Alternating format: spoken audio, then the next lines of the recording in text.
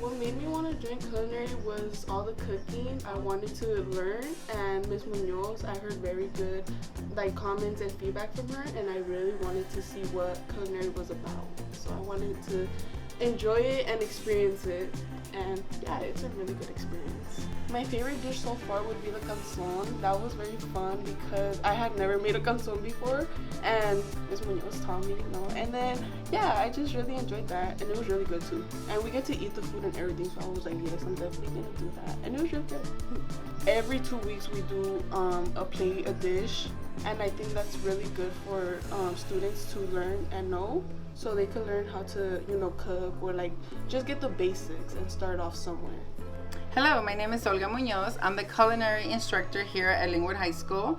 My favorite part of teaching this class is just opening the doors for students in the world of food, because they need to learn these skills for life. This was our third year going to Skills USA. Our first year we took just culinary arts, which is cooking. Second year I took a culinary arts student and a restaurant service student. Dakian actually placed second last year. So we went for the gold this year. We knew we had honed down what he felt he didn't do right the last time. So we were almost sure we were gonna get gold. And when that happened, it was a really nice feeling.